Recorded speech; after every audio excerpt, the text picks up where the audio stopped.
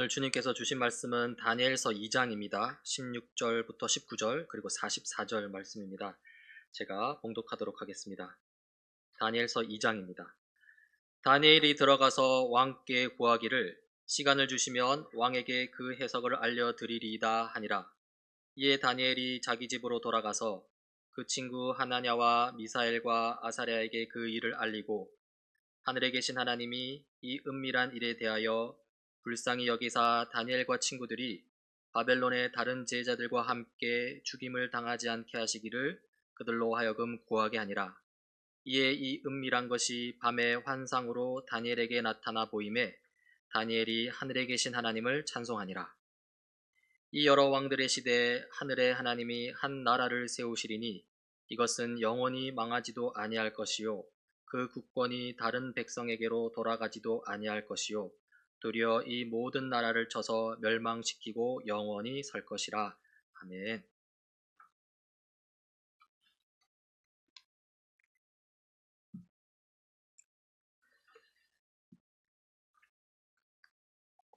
지금 우리는 이스라엘 구약 역사를 살펴보고 있는데요. 앞서 보았듯이 이스라엘의 왕들은 실패했습니다. 그리고 선지자들도 실패했습니다. 왕들도 백성들도 하나님께로 돌이키지 않았고요. 우상을 숭배하는 삶을 계속 살았습니다. 그 결과 북이스라엘은 아시리아 제국에게 멸망당하고요. 남유다는 바벨론 제국에게 멸망당합니다. 특히 남유다는 이 바벨론 포로로 잡혀가서 70년 동안 그 땅에서 포로 생활, 나그네 생활을 하는데요. 이 70년 나그네 생활의 기록이 이 다니엘서를 통해 나타납니다. 이번 주부터 좀 이 다니엘서를 좀 살펴보려고 하는데요. 이 남유다가 바벨론 제국에게 멸망당할 때쯤, 그러니까 남유다 백성들이 바벨론으로 몇 차례에 걸쳐서 포로로 잡혀갈 때, 그때 가장 먼저 포로로 잡혀간 사람들 중에 이 다니엘과 이 세 친구들이 포함되어 있습니다. 이 다니엘과 친구들은 왕과 귀족의 자손들입니다.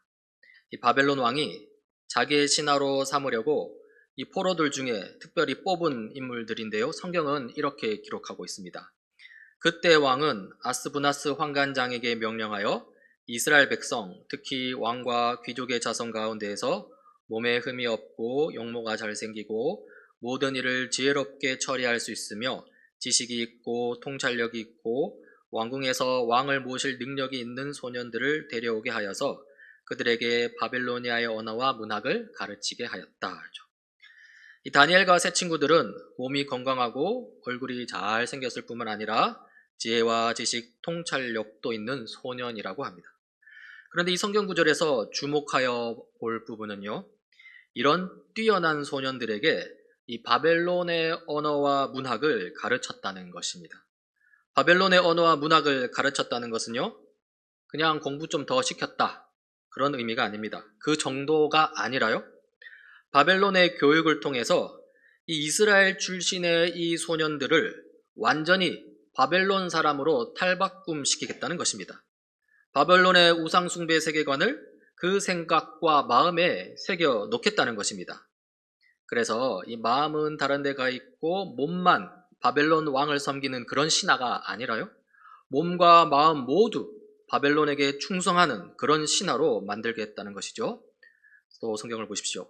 또한 왕은 왕궁에서 날마다 일정한 양을 정해서 음식과 포도주를 그들에게 공급하도록 해주면서 3년 동안 교육시킨 뒤에 왕을 모시도록 하였다. 이 바벨론의 교육은 교육받는 자로 하여금 그 마음의 지향성을 바꿉니다. 또 이 바벨론의 음식은 몸의 습관을 바꿉니다. 바벨론의 교육과 음식은 이 다니엘과 친구들을 확실히 바벨론 사람으로 바꾸어 놓을 것입니다. 위기입니다. 다니엘과 친구들에게는 확실히 위기입니다. 이대로 그냥 쭉 가게 된다면요, 이스라엘의 하나님 신앙을 잊어버리게 될 판입니다. 무언가를 해야 합니다. 그리고 다니엘과 세 친구들은 무언가를 합니다. 그게 무엇인지 성경은 이렇게 기록합니다. 다니엘은 왕이 내린 음식과 포도주로 자기를 더럽히지 않겠다고 마음을 먹고 환관장에게 자기를 더럽히지 않을 수 있도록 해달라고 간청하였다. 왕이 내린 음식과 포도주를 먹지 않겠답니다. 밥은 하루 3끼 먹습니다. 왕궁에 잡혀온 다른 나라 모든 소년들은 하루 3번 왕이 내린 음식과 포도주를 먹습니다. 그때 이 다니엘과 친구들은 하루 3번 왕이 내린 음식과 포도주를 거부하고 물과 채소만 먹겠다는 것이죠. 하루 3번 이 물과 채소만 먹으면서 다니엘과 친구들은 무슨 생각을 했을까요? 무슨 기도를 했을까요? 바로 하나님 생각입니다. 바로 하나님께 기도입니다. 바벨론 포로 생활, 바벨론 나그네 생활, 하나님을 잊지 않게 하소서. 하나님만 의지하게 하소서. 결국 단순히 음식을 먹는 행위로만 그치지 않는다는 것입니다.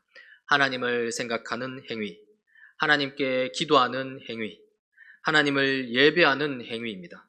그 구별된 행위, 그 거룩한 행위를 하루 3번 했다는 것이죠. 이렇게 다니엘과 세 친구들은 위기를 이겨나갑니다.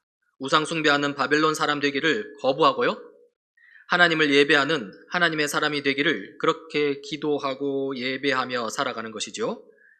그리고 이것이 바로 바벨론 포로 생활, 다니엘 신앙의 큰 특징입니다. 그리고 시간이 흘렀습니다. 한 2, 3년 정도 흐른 것 같습니다. 바벨론 느부갓네살 왕이 꿈을 꿉니다. 그런데 그 꿈이 상당히 좀 난해합니다. 이해가 잘 안 되는 꿈입니다. 왕의 마음이 답답합니다. 그래서 왕은 바벨론 제국의 모든 지혜자들, 마술사와 주술가와 점쟁이, 점성가들을 불러들입니다. 그리고는 꿈의 내용도 알려주지 않은 채 꿈을 해석하라고 합니다. 안 그러면 다 죽이겠다고 합니다. 좀 그들의 대화 내용을 좀 보면요. 4절부터입니다. 점성가들이 아람말로 왕에게 아뢰었다. 임금님의 만수무강을 빕니다. 그 꿈을 종들에게 말씀하여 주시면 해몽하여 드리겠습니다. 그러자 왕이 점성가들에게 말하였다. 나의 명령은 확고하다. 너희가 그 꿈의 내용과 해몽을 나에게 말해주지 못하면 너희의 몸은 토막이 날 것이며 너희의 집은 쓰레기 더미가 될 것이다. 그러자 그들이 다시 아뢰었다. 임금님께서 그 꿈을 제발 종들에게 말씀하여 주시면 해몽해 드리겠습니다. 그러자 왕이 호령하였다. 과연 내가 생각한 대로구나. 나의 명령이 확고한 것을 알고서 너희는 지금 시간을 벌려고 한다. 너희가 그 꿈을 나에게 말해주지 못하면 너희는 모두 같은 벌을 받게 될 것이다.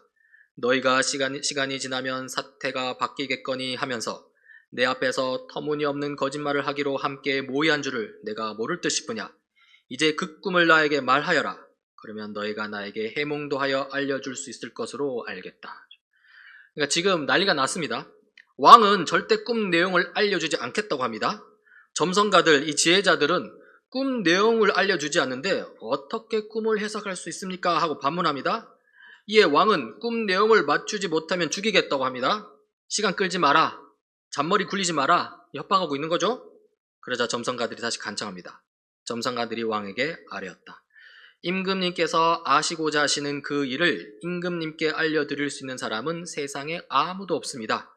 일찍이 그 어떤 위대한 왕이나 통치자도 마술사나 주술가나 점성가들에게 이와 같은 일을 물어본 적이 없습니다. 임금님께서 물으신 것은 너무 어려워서 육체를 가진 사람과 함께 살지 않는 신들이라면 몰라도 아무도 그 일을 임금님께 알려드릴 수 없습니다. 맞습니다. 이것은요, 사람으로서는 알 수 있는 것이 아닙니다. 점성가들이 이 왕의 요구를 만족시킬 수 있는 사람은 이 세상에 아무도 없다고 왕 앞에서 단언하고요. 왕은 이제 더욱더 화가 나서 바벨론의 지혜자들을 다 죽이라고 명령합니다. 그리고 그 지혜자들 중에 다니엘과 이 세 친구들이 있는 것이죠. 이 말을 듣자 왕은 성이 나서 크게 화를 내며 바벨론의 지혜자를 모두 죽이라는 명령을 내렸다. 명령이 공포되니 지혜자들이 죽게 되었다. 사람들은 다니엘과 그의 친구들도 지혜자들과 함께 죽이려고 찾았다. 자, 위기입니다. 다니엘과 친구들이 지금 죽게 되었습니다. 그러자 다니엘이 왕을 찾아갑니다. 그리고 왕에게 말합니다. 다니엘이 곧 왕에게로 가서 아뢰었다. 임금님께 임금님의 꿈을 해몽해 드릴 수 있는 시간을 저에게 주십시오. 지금 다니엘이 왕에게 시간을 달라고 합니다. 그 시간에 뭔가 하겠다는 거죠. 위기의 순간입니다. 그리고 그 시간에 친구들에게 달려갑니다. 17절부터입니다. 그 다음에 다니엘은 집으로 돌아가서 자기의 친구 하나냐와 미사엘과 아사랴에게 그 사실을 알려주고 그 친구들에게 말하였다.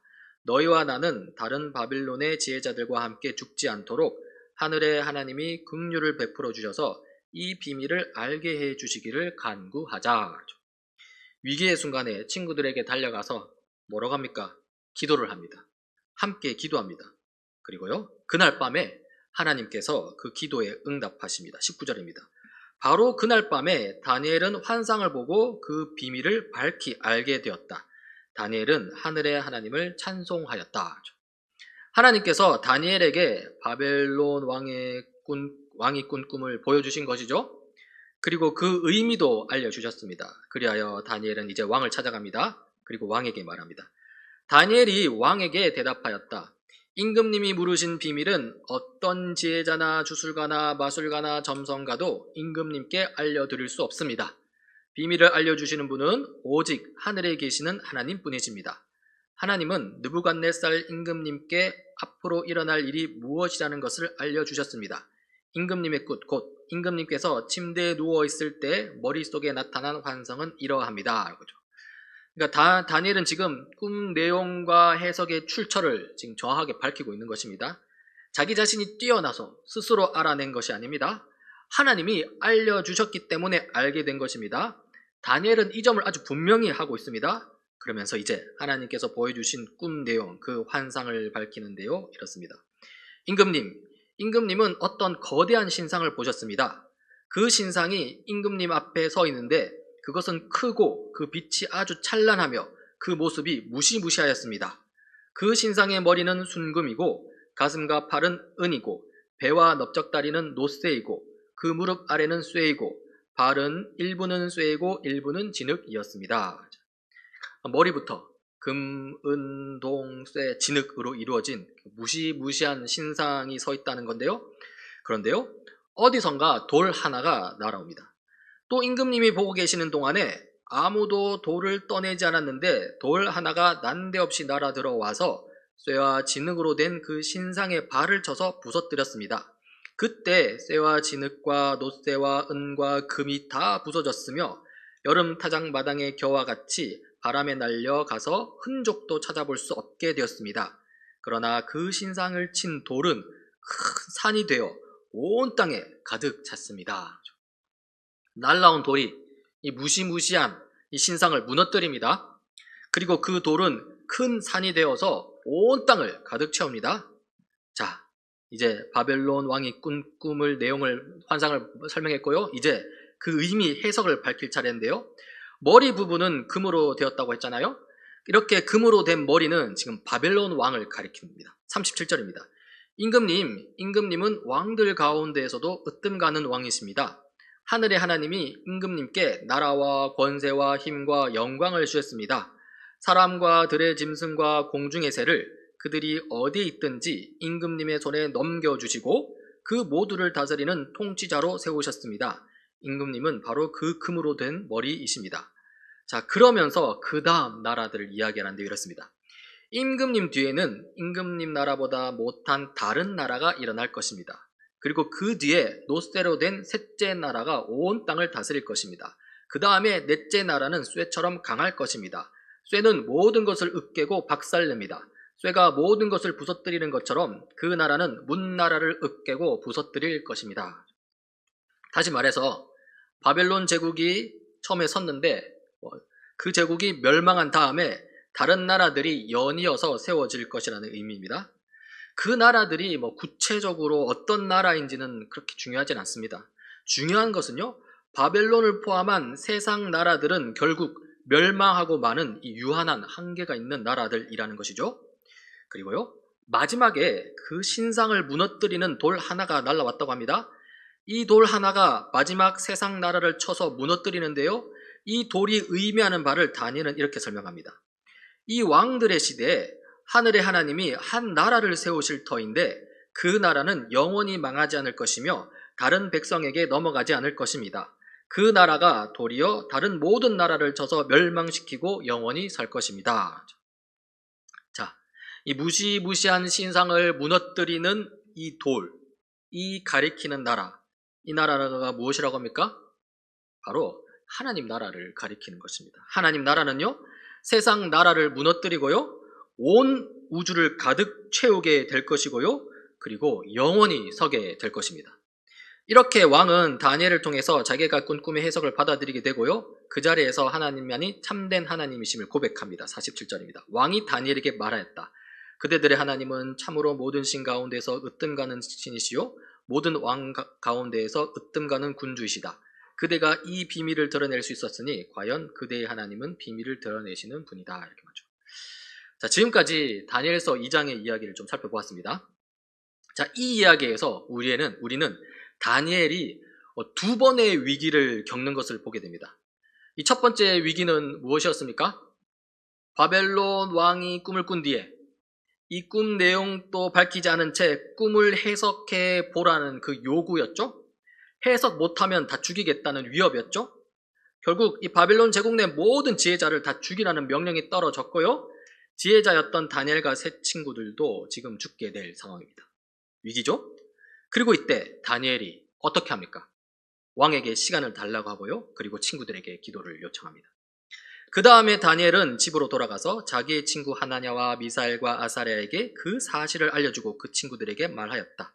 너희와 나는 다른 바빌론의 지혜자들과 함께 죽지 않도록 하늘의 하나님이 긍휼을 베풀어 주셔서 이 비밀을 알게 해 주시기를 간구하자, 기도하자. 이것은요, 오늘 우리에게도 직접적인 교훈을 줍니다. 다니엘과 세 친구들도 그리고 우리도 둘 다 나그네 인생입니다. 그 땅에서 주인 행세하는 자들에게 때로는 무시당하고 괄시당하는 인생이고요. 때로는 위협을 당하기도 합니다. 다니엘처럼 그렇게 된 거죠. 그리고 이렇게 어려움을 당하게 될 때 우리에게 필요한 것은요. 함께 힘든 삶을 나누고 그리고 함께 기도할 수 있는 그런 공동체입니다. 그리고 우리 교회가 그런 공동체가 되어야 합니다. 특별히 소그룹 조별 모임이 그런 모임이 될 수 있겠죠. 한편 오늘 다니엘서 2장에서 이 다니엘의 위기는 여기에 그치지 않습니다. 또 한 번의 위기를 더 겪게 되는데요. 이 죽음을 각오해야 하는 그런 위기입니다. 다니엘서 2장 어디에 그런 위기가 있습니까? 바로 바벨론 왕에게 꿈 해석을 말해야 하는 그 순간입니다. 지금 바벨론 왕에게 말해야 할 그 꿈 해석은 무엇입니까? 환상으로 본 신상에서 머리 부분이 바벨론 왕을 가리킨다고 했는데요. 그런데 가슴 부분에 해당하는 다른 나라에 의해 멸망당한다는 것입니다. 그리고 결국에는 돌 하나가 날라와서 다 무너뜨린다는 것입니다. 달리 말하자면 이런 것이죠. 왕이시여, 왕의 나라는 결국 망하고 말 것입니다. 왕의 나라는 다른 나라에 의해 점령당하고 왕의 후계자는 죽임을 당하게 될 것입니다. 그리고 최종적으로 제가 믿는 여호와 하나님의 나라가 온 세상을 통치하게 될 것입니다. 이런 해석, 바벨론 왕이 듣고 좋아할까요? 바벨론에 사는 지혜자들을 다 잡아 죽이겠다는 포악한 왕입니다. 이거 자칫 잘못하면 꿈 해석 때문에 다니엘이 죽게 생겼습니다. 만약 다니엘이 어떤 신앙적 용기가 없었다면요, 아마 꿈 해석을 좀 달리 했을 수 있습니다. 지금 죽지 않으려고 지금 꿈 내용을 왕에게 말해주고자 하고 있잖아요. 시작이 그랬습니다. 안 죽으려고 지금 하고 있습니다. 그렇다면 죽지 않기 위해서 꿈 해석을 달리 할 수도 있다는 것이죠. 하나님께서 다니엘에게 그 꿈 해석을 알려주실 때 다니엘이 이렇게 반문할 수도 있습니다. 아니 하나님, 그 해석을 지금 저더러 바벨론 왕에게 말하라고요? 그러면 저 죽습니다. 바벨론 왕으로부터 저를 정말로 살리시려거든 다른 걸로 다시 알려주세요. 뭐 더 말씀하시기 귀찮으면 제가 살짝 바꿔서 이야기할 수도 있습니다. 어떻습니까? 다니엘은 어떻게 했습니까? 다니엘은요, 그렇지만요, 하나님께서 알려주신 해석을 그대로 바벨론 왕에게 전합니다. 이렇게 다니엘이 바벨론 왕에게 전한 꿈 해석은요, 바로 하나님 나라 이야기였습니다. 세상 나라는 흥망성쇠를 거듭하나 하나님 나라는 영원하다는 것이죠. 세상의 권력자들이 세상을 주도하고 있는 것 같아도 실상은 하나님께서 이 세상을 통치하고 계시다는 것이죠. 다니엘은요, 그 하나님 나라 이야기를 그 당시 가장 강한 세상 나라의 왕에게 지금 담대하게 대담하게 들려주고 있는 것입니다. 이것은 오늘 우리에게도 교훈이 됩니다. 우리도 다니엘처럼 나그네 인생입니다. 이 땅에서 주인 행세하는 수많은 권력자들 또는 철저히 세속화된 사람들, 그 틈바구니에서 살고 있는 우리 인생입니다. 그들은 우리가 전파하는 하나님 나라 이야기를 별로 좋아하지 않습니다. 비웃고 조롱할 가능성이 좀 있습니다. 뭘 그렇게까지 사냐고 할 가능성도 있습니다. 그리고 세상 사람들이 자꾸 그러면요, 그런 말을 자꾸 듣고 있으면요, 나도 이런 생각이 듭니다. 하나님 나라 이야기 꼭 해야 되나? 하나님 나라 이야기대로 꼭 살아야 하나? 그런 생각이 들기 마련이죠. 그냥 적당히 대충 살면 안 될까? 이런 마음이 들 수 있다는 것입니다. 그리고 한편 이 지점에서 우리는 다니엘에게 알려진 비밀, 그 비밀의 대단함에 대해서 말하고 싶을지도 모릅니다. 그러면서 핑계를 대는 것이죠. 다니엘에게 알려진 비밀, 그 과정을 보면 얼마나 극적이고 또 얼마나 놀랍습니까? 죽음의 위기를 아슬아슬하게 극복하고 놀라운 환상을 통하여 하나님께서 알려주신 큰 비밀입니다. 정말 대단한 비밀입니다. 그 정도 되는 대단한 비밀이라면 아무리 바벨론 왕이라 한들 당연히 그대로 전해야지, 그렇게 생각할 수 있겠다 싶습니다. 그런데요, 사실 우리는요, 다니엘보다 더 명확하고 더 대단한 비밀을 가지고 있습니다. 사실 핑계 댈 거 없습니다. 사도 바울의 이야기를 보십시오. 사도 바울의 말입니다. 나는 하나님께서 여러분을 위하여 하나님의 말씀을 남김없이 전파하게 하시려고 내게 맡기신 사명을 따라 교회의 일꾼이 되었습니다. 골로새서 1장 25절 말씀인데요. 사도 바울이 하나님의 말씀을 남김없이 전파하려는 목적으로 교회의 일꾼이 되었다고 하는데요. 그 전파하려는 내용이 무엇인지가 바로 다음 구절에 나옵니다. 이렇습니다. 이 비밀은 영원전부터 모든 세대에게 감추어져 있었는데 지금은 그 성도들에게 드러났습니다. 하나님께서는 이방 사람 가운데 나타난 이 비밀의 영광이 얼마나 풍성한지를 성도들에게 알리려고 하셨습니다. 이 비밀은 여러분 안에 계신 그리스도요, 곧 영광의 소망입니다. 뭡니까? 지금 신약 성도에게 드러난 비밀, 다니엘의 비밀보다 더 영광스러운 비밀, 그 비밀이 무엇이냐면요, 우리 안에 계신 그리스도라고 합니다. 사도 바울은 다른 곳에서 이렇게 말합니다. 에베소서인데요. 그 비밀의 내용인즉 이방 사람들이 복음을 통하여 그리스도 예수 안에서 유대 사람들과 공동 상속자가 되고 함께 한 몸이 되고 약속을 함께 가지는 자가 되는 것입니다. 나는 이 복음을 섬기는 교회의 일꾼이 되었습니다. 여기서 이렇게 말하는 거죠. 이 말씀을 다니엘의 비밀과 한번 비교해 보자고요. 다니엘은 한 돌이 날라와서 신상을 무너뜨린다고 했습니다. 그리고 그 돌이 큰 산이 되고 온 땅에 가득 찬다고 했습니다. 그런데 이 돌이 도대체 구체적으로 무엇인지 다니엘은 절대 알 수 없습니다. 하나님 나라인 거, 큰 거대한 뭔가 나라인 것까지는 알아도 그 이상은 모릅니다. 어떻게 그 하나님 나라가 성취되는지 다니엘로서는 알 수가 없습니다. 왜냐? 하나님께서 다니엘에게 알려주시지 않았기 때문입니다. 다니엘에게는 숨겨진 비밀입니다. 하지만요, 우리에게는 이 비밀이 밝혀졌습니다. 우리는 이 돌이 무엇인지 압니다. 이 돌이 누구인지 압니다. 누굽니까? 바로 예수 그리스도입니다. 예수 그리스도의 성육신, 예수 그리스도께서 행하신 수많은 기적들, 예수 그리스도의 십자가 죽으심과 부활하심, 예수 그리스도의 승천하심과 다시 오심, 그리고 예수 그리스도를 통한 하나님 나라의 완성. 이 예수 그리스도 안에서 이 복음을 통하여 이방 사람들, 모든 민족과 모든 나라가 하나님 나라를 상속받는 것이죠. 그리하여 모든 민족, 모든 나라 가운데 온 세상에 하나님 나라가 충만하게 되는 것이죠. 다니엘이 가진 비밀이 더 대단합니까? 아니면 우리가 가진 비밀이 더 대단합니까? 우리가 가진 비밀이 훨씬 더 대단합니다. 다니엘은 죽음을 무릅쓰고 바벨론 왕에게 그 비밀을 밝혔는데요. 그렇다면 우리는 어떤 각오로 세상 사람들에게 이 비밀을 밝혀야 할까요? 우리 주 예수 그리스도 안에서 복음에 합당한 삶을 살면서 이 비밀을 밝혀야 합니다. 그 무엇과도 비교할 수 없는 영광스러움을 담고 있는 그리스도의 복음입니다. 겉보기에는 초라하고 미련해 보일지라도요, 예수님 다시 오시는 그날 결국에는 그 찬란함과 영광스러움을 온전히 드러낼 것입니다. 우리는 이 복음 이야기, 이 그리스도 이야기가 있는 삶을 살아야 합니다. 하나님께서 우리에게 힘주실 것입니다. 그것 때문에 우리를 이 교회 공동체로 부르셨습니다. 힘든 삶을 함께 나누고 함께 기도하자고 손잡고 그리고는 우리에게 알려진 그리스도의 비밀 때문에 다시 내일을 살아갈 힘을 얻어야 합니다. 우리보다 조금 못한 비밀이었죠? 우리보다 희미한 비밀을 들고서 다니엘이 어떻게 했는지 다시 한번 살펴보고 이제 말씀을 마치고자 합니다. 다니엘서 2장 18절 19절인데요. 그 친구들에게 말하였다. 너희와 나는 다른 바빌론의 지혜자들과 함께 죽지 않도록 하늘의 하나님이 긍휼을 베풀어 주셔서 이 비밀을 알게 해주시기를 간구하자.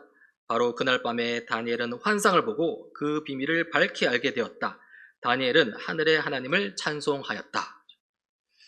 오늘 이 시간 우리 교회가 하나님 나라 복음 곧 그리스도의 비밀을 더욱더 확실히 깨닫기를 간구하는 그런 모임이 되길 바랍니다. 그리고 오늘 밤 잠들기 전에 하나님 나라 복음 곧 그리스도의 비밀을 확실히 깨닫게 되기를 소망합니다. 그리하여 내일 아침 그리스도로 인해 성취되고 완성될 하나님 나라 복음 때문에 하나님을 찬송하며 일상의 예배, 삶의 예배를 온전히 살아내는 우리가 되길 간절히 바랍니다. 같이 기도하시겠습니다. 온 세상을 통치하신 하나님 아버지, 교회를 향해 적대적인 세상 속에서 예수 그리스도의 제자로 살기가 참 힘듭니다. 세상은 우리로 끊임없이 죄의 노예로 살게끔 유혹하고 우리의 생각과 마음을 죄의 노예로 바꾸기 위해 으르렁거립니다. 주님, 우리에게 힘 주옵소서.